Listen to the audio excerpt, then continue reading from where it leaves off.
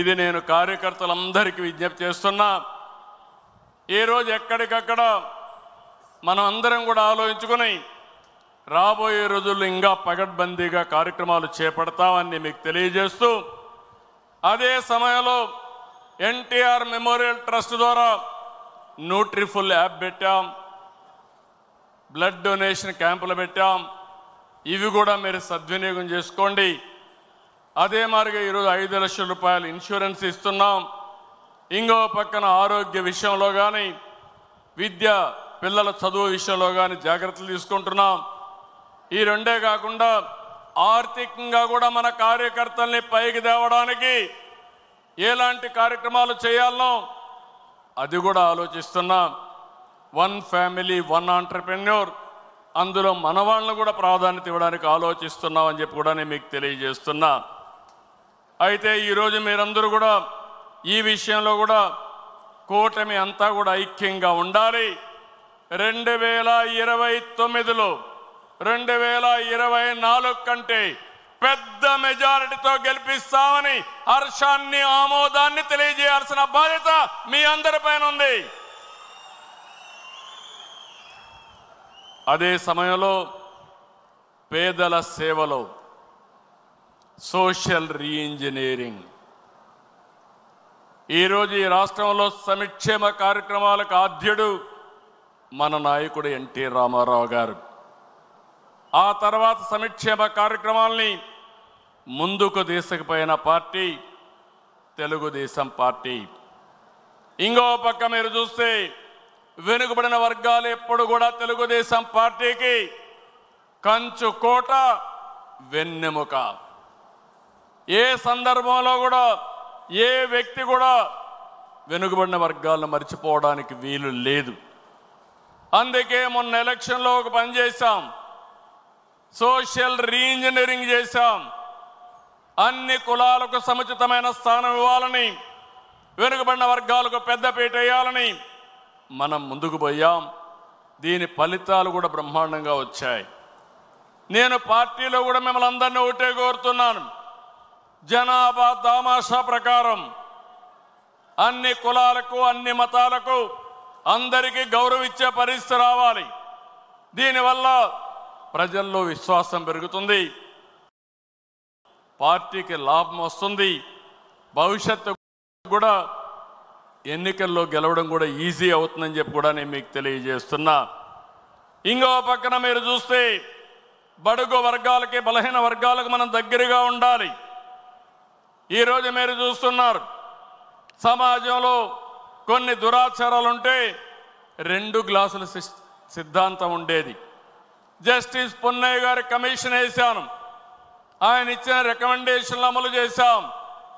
ఈరోజు అంబేద్కర్ గారి స్ఫూర్తిని పూర్తిగా అమలు జరిపిన వ్యక్తి ఎన్టీ రామారావు గారు అయితే దాన్ని లాజికల్గా తీసుకుపోయిన పార్టీ తెలుగుదేశం పార్టీ.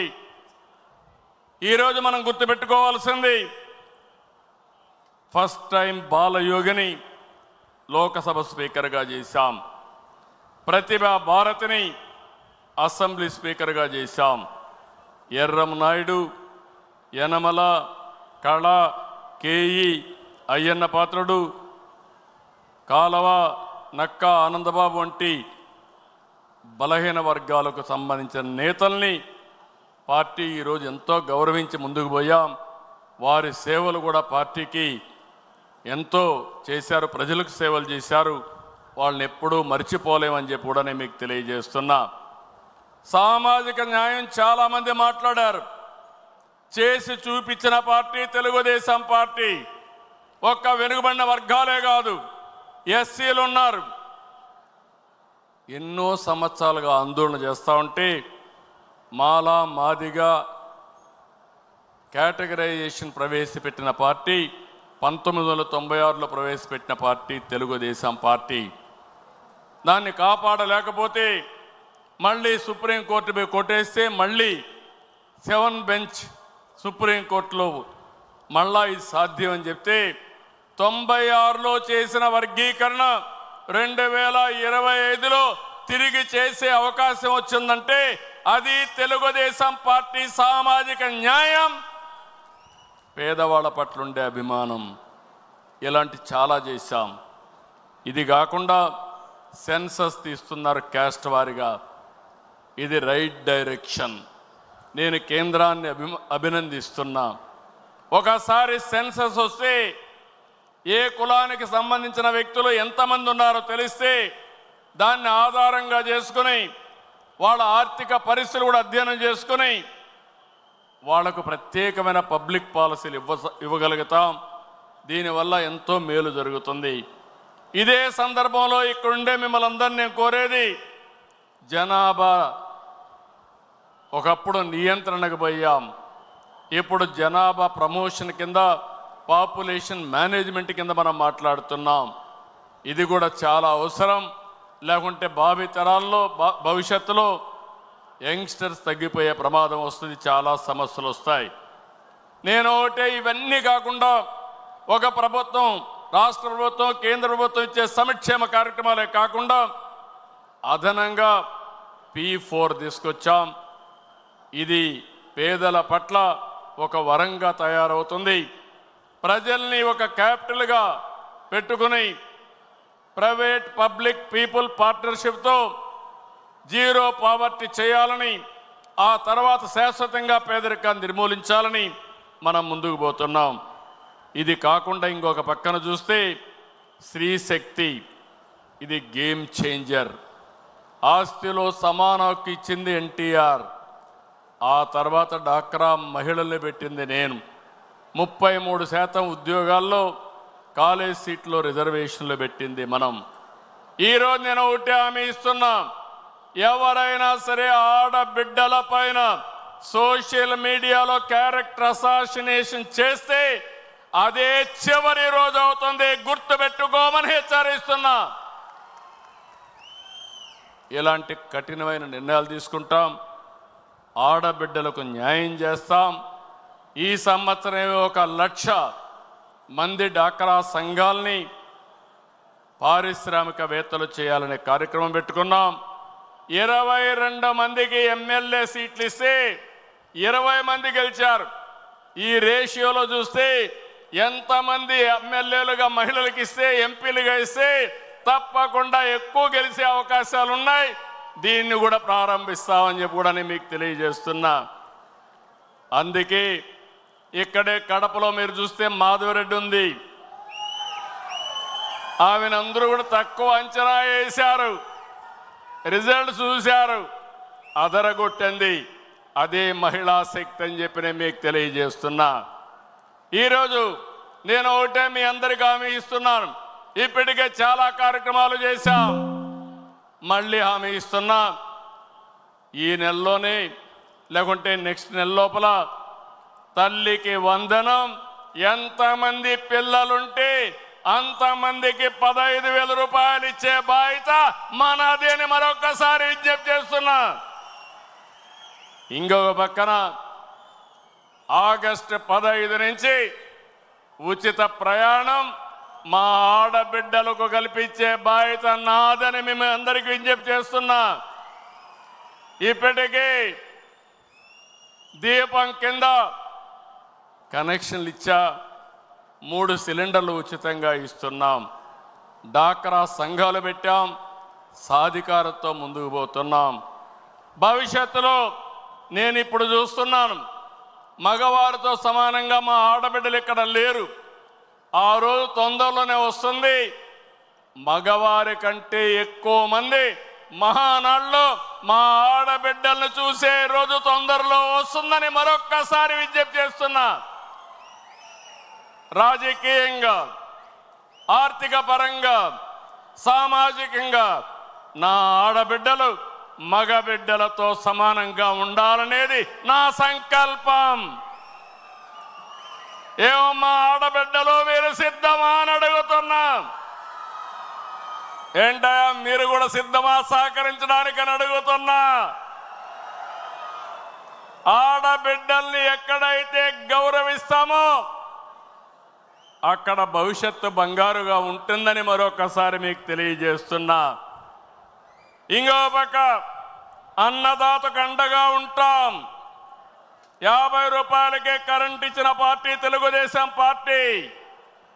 సాగునీటి ప్రాజెక్టులకు ప్రాధాన్యత ఇచ్చిన పార్టీ తెలుగుదేశం పార్టీ. యాంత్రీకరణ, రుణాలు, సబ్సిడీలు ఇచ్చిన పార్టీ తెలుగుదేశం పార్టీ. పామాయిల్ లాంటి సాగును తీసుకొచ్చిన పార్టీ తెలుగుదేశం పార్టీ. 30 సంవత్సరాల కంటే ముందు రాయలసీమని సస్యశ్యామలం చేయాలని మైక్రో ఇరిగేషన్ తీసుకురావడమే కాకుండా 90% సబ్సిడీతో ఇచ్చిన పార్టీ తెలుగుదేశం పార్టీ. పూర్తిగా ఇరిగేషన్ ప్రాజెక్టులు పూర్తి చేస్తాం. అదే సమయంలో నేను ఒకటే కోరుతున్నాను, ఆహారపు అలవాట్లు మారాయి. దీనివల్ల చాలా వరకు పంటలు కూడా మనం మార్చుకోవాల్సిన అవసరం ఉంది. సాగు పద్ధతులు మారాలి. ఈరోజు మనం ఆలోచించేది ఉత్తరాంధ్రలో ఏజెన్సీ ఏరియాలో అరకు కాఫీ చూస్తే 20 ఏళ్ల మునుపు ప్రారంభించా. ఈరోజు ప్రపంచం మొత్తం అరకు కాఫీ అంటే టేస్ట్ చేయని వాళ్ళు లేరంటే వరల్డ్ బెస్ట్ బ్రాండ్గా తయారయ్యే పరిస్థితి వచ్చింది. ఇంకో పక్క కోస్టల్ ఆంధ్రాలో అక్వా, రాయలసీమలో హార్టికల్చర్, మిగిలిన ప్రాంతాల్లో వాణిజ్య పంటలు రైతుల జీవితాలనే మారుస్తాయని చెప్పి కూడా నేను మీకు తెలియజేస్తున్నా. ఉత్తరాంధ్ర ప్రాజెక్టులు పూర్తి చేస్తాం, పోలవరం పూర్తి చేస్తాం, సీమలో ఉండే ప్రాజెక్టులు పూర్తి చేస్తాం. పోలవరం బనకచర్ల పూర్తి చేసి రాష్ట్రం మొత్తం సస్యశ్యామలం చేసే బాధ్యత మనం పెట్టుకుంటామని చెప్పి నేను మీకు తెలియజేస్తూ, అన్నదాతకు ఇవ్వాల్సినటువంటి 20,000 రూపాయలు కేంద్రం ఇచ్చేటప్పుడు మన వాటాగా 3 విడతల్లో వాళ్ళ అకౌంట్లో జమ చేసే బాధ్యత ఈ ప్రభుత్వానిదని చెప్పి నేను మీకు తెలియజేస్తున్నాను. రైతుల పంటలకు లాభసాటిగా గిట్టుబాటు ధర ఇప్పించే బాధ్యత తీసుకుంటాం. దీంతో మనం ముందుకు పోతామని చెప్పి కూడా నేను విజ్ఞప్తి చేస్తున్నా.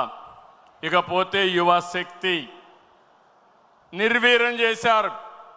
ఒకటే హామీ ఇస్తున్నాం, యువశక్తి నిర్వీర్యం కావడానికి వీలు లేదు. అలాంటి శక్తిని మీరు చూస్తే, నేను జైల్లో ఉన్నప్పుడు అకారణంగా జైల్లో పెడితే దగ్గర 100 దేశాల్లో 52-53 రోజులు రాజీ లేని పోరాటం చేశారంటే అది నాకు వాళ్లకు నా మీద ఉండే అభిమానం. అందుకనే ఈరోజు నేను ఒకటే ఆలోచిస్తున్నాను, మన యువత ప్రపంచంలో నెంబర్ 1గా చేసే బాధ్యత ఈ ప్రభుత్వాన్ని. డిఎస్సి, ప్రైవేటు ఉద్యోగాలు, గవర్నమెంట్ ఉద్యోగాలు ప్రపంచానికి సేవలు చేసే విధంగా వాళ్ళలో తెలివితేటలు పెంచి ఆంధ్రప్రదేశ్ రాష్ట్రాన్ని ప్రపంచానికి ఒక హబ్బుగా తయారు చేసి ఈ సేవలు అందిస్తామని చెప్పి కూడా నేను మీకు తెలియజేస్తున్నా. ఫైనల్గా ఇవన్నీ కలిపి తెలుగు జాతి విశ్వఖ్యాతి, తెలుగు జాతి రాబోయే రోజుల్లో ఏ ఆంధ్రప్రదేశ్కో లేకుంటే తెలంగాణకు పరిమితం కాకుండా ప్రపంచంలోనే విశ్వఖ్యాతి తీసుకొచ్చే విధంగా వాళ్ళని ముందుకు తీసుకెళ్తామని చెప్పి నేను మీకు తెలియజేస్తున్నాను. ఈరోజు మీరు ఒక్క విషయం ఫైనల్గా చెప్తున్నాను, మనమందరం వచ్చింది దీని ద్వారా అనేక మార్పులు వచ్చాయి. ఈరోజు 25 సంవత్సరాల కంటే ముందు ప్రారంభించిన ఐటీ మన వాళ్ళు ప్రపంచమంతా వెళ్ళి ఈరోజు ఏ దేశానికి పోయినా హైయెస్ట్ పర్ క్యాపిటల్ ఇన్కమ్ ఎవరు సాధిస్తున్నారంటే తెలుగువాడు సాధిస్తున్నాడు. అది మనందరికీ గర్వకారణం అని చెప్పి నేను మీకు తెలియజేస్తూ ఈ ఉద్యమాన్ని ముందుకు తీసుకెళ్తాం, ఇంకా తీవ్రం చేస్తాం. ప్రపంచంలోనే తెలుగు జాతి అగ్రస్థానంలో ఉండేది చేస్తాం. దానికి నా తెలుగు కుటుంబం 6 శాసనాలు ఒక గేమ్ చేంజర్గా తయారవుతాయి. మీరు అర్థం చేసుకోండి, మీ మెదడుకు పదును పెట్టండి, మీ ఆలోచనలు కూడా ఇవ్వండి. దీన్ని లాజికల్గా తీసుకెళ్ళి శాశ్వతంగా తెలుగు ప్రజల గుండెల్లో తెలుగుదేశం పార్టీ ఉండేట్టుగా చేద్దామని చెప్పి తెలియజేసుకుంటూ ఈ తీర్మానాన్ని ప్రవేశపెట్టిన అందరికీ పేరు పేరున అభినందనలు తెలియజేసుకుంటూ దీన్ని ఆమోదించవలసిందిగా మిమ్మల్ని అందరినీ కోరుతూ గట్టిగా చప్పట్లు కొట్టి హర్షాన్ని ఆమోదాన్ని తెలియజేయాలి.